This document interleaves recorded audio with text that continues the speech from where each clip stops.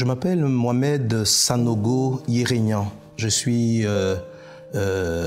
d'origine ivoirienne, mais j'ai la double nationalité française ivoirienne parce que je suis né en France et je suis né de père et de mère ivoiriens. Donc je jouis de la double nationalité. J'ai rencontré Jésus, j'ai donné ma vie au Seigneur Jésus en 1988.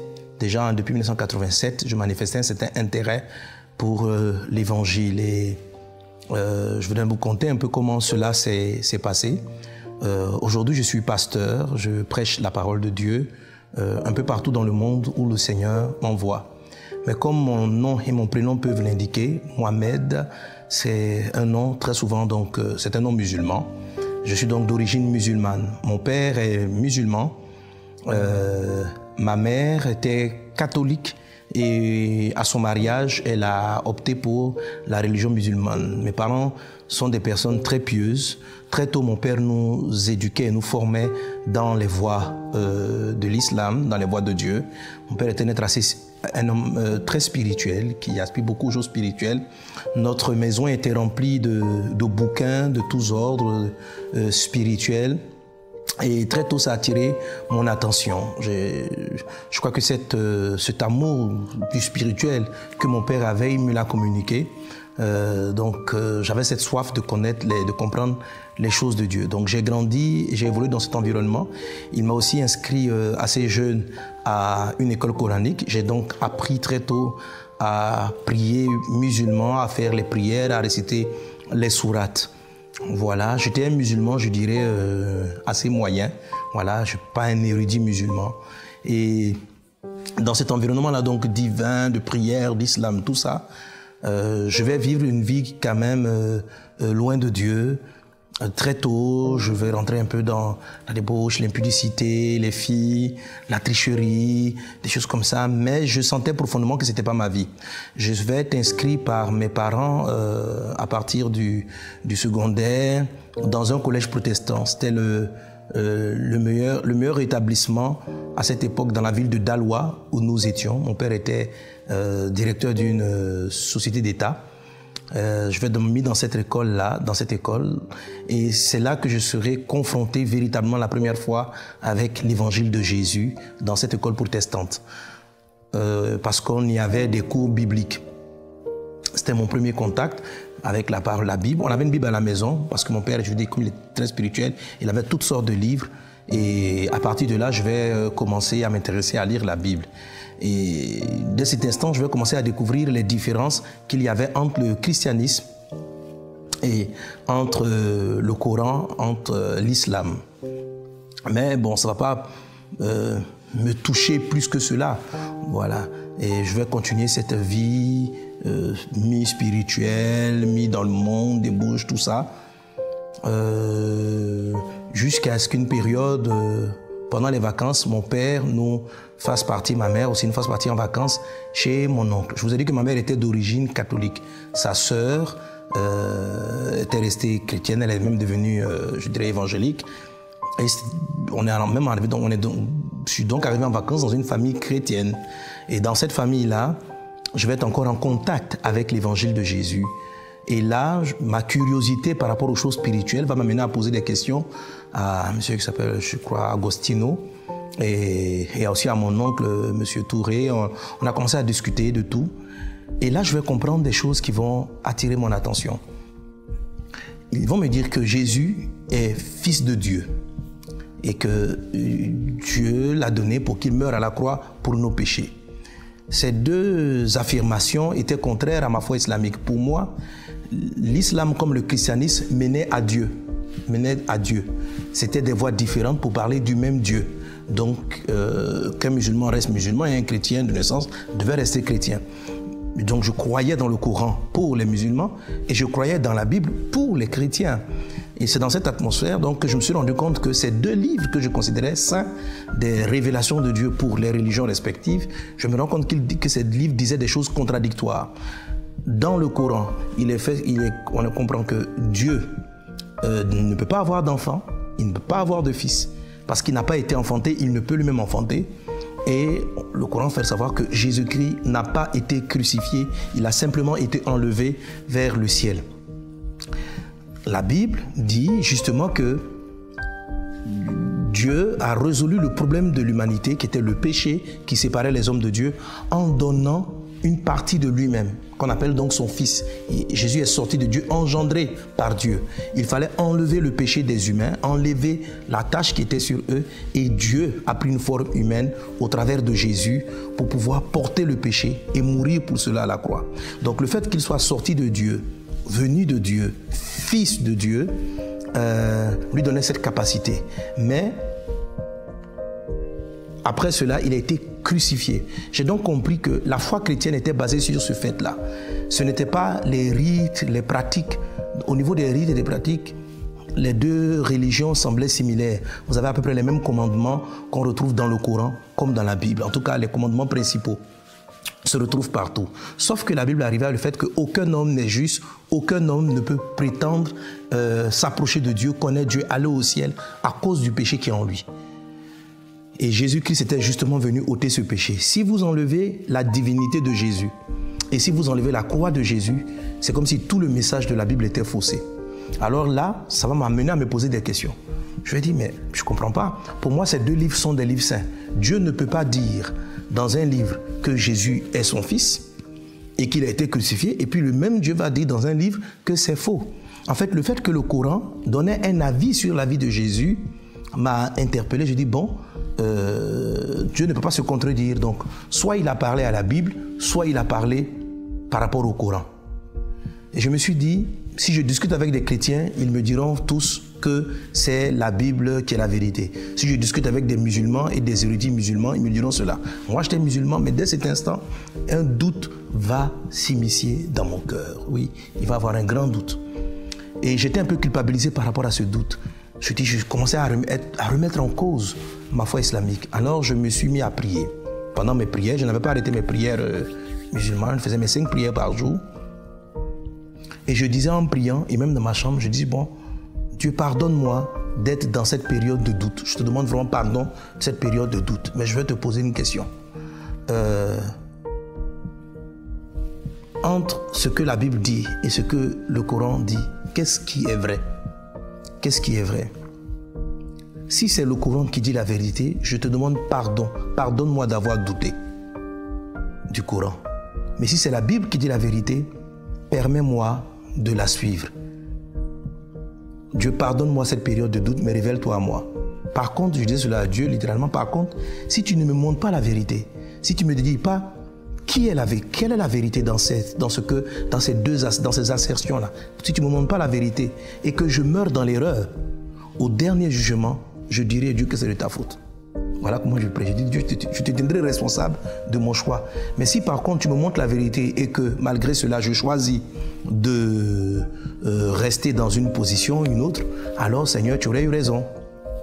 Et sur cette base-là, j'ai commencé à invoquer Dieu. Alors là, je vais commencer à avoir vraiment la forte conviction que Jésus était la vérité. Mais je me suis refusé de l'admettre. Je me suis refusé de l'accepter. Je suis revenu en Côte d'Ivoire parce que je faisais ces vacances au Sénégal, à Dakar. Je suis revenu dans ma ville d'Aloua, en Côte d'Ivoire. Et là, un jour, je rencontrais une fille. Je vous ai dit que j'aimais draguer les filles, j'aimais tout ça. Je rencontre une fille à qui je faisais des avances qui refusait constamment parce qu'elle avait donné sa vie à Jésus. Elle était chrétienne. Et celle-là m'a invité au culte, m'a invité à l'église. Je dis, bon, ok, je vais aller avec elle. Et puis, au retour, je vais continuer à lui dire ce que je pense d'elle. Voilà. Elle va m'amener à l'église et lorsqu'on arrive là, je sais pas, c'est comme si la réponse divine s'est imposée à moi. Je ne me souviens pas de la prédication, je me souviens juste de l'accueil qu'on m'a fait. Je me suis assis dans la salle et ce jour-là, je dis souvent aux gens, je me suis pas converti. Je dis souvent aux gens, Dieu m'a converti. Je suis resté assis. Quand je me suis levé, tout mon être répondait en moi que j'étais devenu chrétien. Tout simplement comme ça. Je n'ai pas fait de prière, Seigneur, je te donne ma vie. J'ai senti que mon être était changé. Lorsque on est sorti de la salle, on est sorti de l'église, je ne faisais que dire à cet ami, merci. Merci de m'avoir envoyé là. Je viens d'avoir la réponse à ma prière. Je viens d'avoir la réponse à mes prières. Et ce jour-là, j'ai rencontré Christ dans ma vie. Ma vie va être bouleversée du jour au lendemain. Je suis rentré à la maison, je pleurais de joie. Je sentais que je venais de rencontrer quelqu'un. Je venais d'avoir la réponse à une vieille quête. Parce que de tout temps, je cherchais à connaître Dieu. Je posais souvent des questions à mon père, à des amis. Je voulais connaître Dieu. J'avais ma vie qui était quelquefois la débauche, tout ça. Mais intérieurement, j'aspirais. Je posais des questions à Dieu. Quelle est la vérité? La réponse est comme imposée à moi. Je ne peux pas vous dire exactement. Ce n'est pas une vision, ce n'est pas un songe. Ce n'est pas que quelqu'un m'a convaincu. Je ne me souviens même pas de la prédication. Mais c'est comme si Dieu a enlevé mes péchés ce jour-là. Je me suis senti déchargé, libéré. Et puis, ma vie a changé. Et après, j'ai compris pourquoi cela. Ce jour-là, j'ai décidé de suivre Jésus. Ma vie a totalement changé. Dieu a répondu. La réponse est imposée à moi cette soirée-là, cette nuit-là. Et dès cet instant, ma vie va totalement changer. Mon engagement avec Christ va être total. Je vais commencer à parler de Dieu, à prêcher l'évangile, tout cela. Mais malgré ce zèle, j'avais quand même une certaine peur. Vous savez, pour un musulman, devenir chrétien, ce n'est pas aussi évident. On a le rejet de la famille, le rejet des autres, le rejet des parents. Au début, je me suis caché pendant un bon moment. Et après, mon père a commencé à soupçonner. Donc, les persécutions allaient commencer à prendre place. Au départ, il a commencé à soupçonner, mais il m'a un peu parlé. Je faisais semblant de faire la prière musulmane. Donc, quand on priait, je faisais les mouvements musulmans, tout ça. Et un jour, je suis parti à l'église, mon père n'était pas là. Je priais chaque fois pour qu'il puisse aller en mission le dimanche ou les réunions du soir. Pour moi, être à l'église dans la présence de Dieu, c'était un cadeau extraordinaire. Aujourd'hui même, j'ai des difficultés à voir comment, une fois pour des chrétiens, aller à l'église, c'est comme une obligation, un fardeau. Non, pour moi, c'était waouh. Avoir du temps pour rester dans la présence de Dieu avec les frères et sœurs en Christ, c'était extraordinaire. Je n'avais pas ce privilège. Tant que mon père était là, je ne pouvais pas sortir. Et un jour, j'ai eu l'opportunité d'être au culte. Et là, j'ai parlé avec un pasteur qui m'a dit, si tu décides de marcher avec Jésus, fais-le franchement. Jésus a dit que personne ne peut vivre pieusement sans persécution. Tu vas connaître un rejet. Ce jour-là, ça a été très pénible pour moi. C'était très pénible. Il fallait que je prenne la décision d'arrêter de faire semblant de prier. Parce que pendant que je faisais les prières islamiques, j'invoquais Jésus dans mon cœur. Mais il m'a dit, tu ne peux pas vivre comme ça. C'est comme de l'hypocrisie. Je savais que je faisais ces formes de prière-là pendant un temps. Dieu l'avait permis pour que ma foi puisse s'affermir. Mais là, il fallait que je prenne une décision. Et un jour, je l'ai donc dit à mes parents, je ne suis pas venu, on était en pleine période de Ramadan, pleine période donc de carême musulman. Et là, systématiquement, on priait. Mon père était comme un imam. Il y avait du monde qui venait chez nous à la maison pour la prière. Et je ne suis pas venu à la prière un soir, 2 soirs. Et mon père, je suis arrivé un temps, je suis rentré dans la chambre, je me suis enfermé pour ne pas être à la prière. Et il m'a surpris à la fin de la prière. Il m'a dit, ah bon, tu as décidé de ne plus prier? Je n'ai pas répondu. Après cela, les choses vont s'enchaîner. Je vais continuer à évangéliser. Je vais même... Mon père n'a pas été violent comme beaucoup d'autres de musulmans. Mon père était un intellectuel. C'était un intellectuel, pardon. Il vit toujours assez ouvert, en fait. Donc, il a pris mal avec ma mère, mais ils ont tout de même toléré au départ. Ma mère... Donc, et à un moment donné, je crois que j'ai parlé de Dieu à un autre musulman qui s'est converti, qui lui a été chassé. Là, mon père s'est vraiment mis en colère et on m'a chassé de la maison, moi aussi. J'ai passé quelques nuits à la Belle Étoile. Je priais, j'invoquais le Seigneur. Plus tard, mes parents vont intervenir, des amis de mon père vont intervenir. Je vais repartir à la maison. Et tout cela va forger ma foi, mon amour pour le Seigneur. Et une nuit, j'aime tellement mes parents, j'ai passé une nuit entière à invoquer le Seigneur pour leur salut, pour que Dieu leur ouvre les yeux. Parce qu'en tant Dieu m'a accordé beaucoup de révélations, de voir beaucoup de choses. Et j'ai prié et le Seigneur m'a fait une promesse ce jour-là. Je lui ai dit, il m'a dit, mon fils, tes parents seront sauvés. Je lui ai dit, quand? Il m'a dit, sois patient. Et c'est une prière depuis 1989, je crois, 90. J'ai donné ma vie à Jésus en 1988. Et après moi, mon petit frère aujourd'hui est pasteur avec moi. Plusieurs membres de ma famille ont commencé à suivre Jésus. Donc la promesse du Seigneur est en train de s'accomplir. Jésus est le chemin, la vérité et la vie. Il a changé ma vie. Il m'a délivré du péché. Il m'a donné la force d'abandonner l'impudicité, le mensonge, la tricherie. Vous savez, lorsqu'on dit que Jésus vient effacer les péchés, c'est extraordinaire, c'est vrai. Vous êtes libéré de toute culpabilité et Christ vous donne la capacité de ne plus recommencer. Vous savez, il ne s'agit pas seulement d'avoir des règles et des lois, ne prends pas, ne touche pas, et puis le corps le fait. Vous savez, beaucoup ont dit, mais je n'étais pas peut-être un peu musulman. Mais dites-moi, il y a combien qui sont en train de m'écouter, qui pratiquent assidûment l'islam, qui respectent les principes et qui respectent la loi? Non, il vous faut une force, une grâce particulière, celle qu'on trouve en Jésus-Christ. Et je l'ai rencontré, et ce Jésus, dès que je l'ai connu, j'ai eu la sensation que j'étais appelé à le servir, que j'étais appelé à prêcher la parole de Dieu. Et j'ai commencé à évangéliser, à parler de Dieu autour de moi depuis tout le temps. Pour moi, être un serviteur de Dieu à temps plein, c'est pratiquement inné. Ma vie appartenait depuis toujours à Dieu. Je suis venu vers ce à quoi il m'appartient. J'invite ceux qui m'entendent et ceux qui m'écoutent à faire le choix de suivre Jésus. En lui, il y a la paix. Je suis tellement heureux depuis que je l'ai rencontré. J'ai tellement de paix. J'ai été délivré des maladies, des maux, quand j'ai rencontré le Seigneur Jésus. Vraiment que Dieu vous bénisse et j'espère que ceux qui m'entendent feront le choix de marcher avec Dieu et de servir Jésus. À bientôt.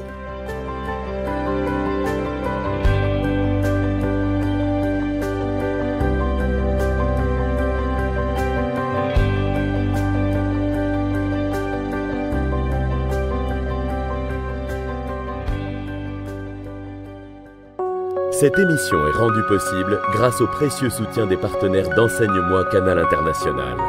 Retrouvez tous nos programmes sur emcitv.com.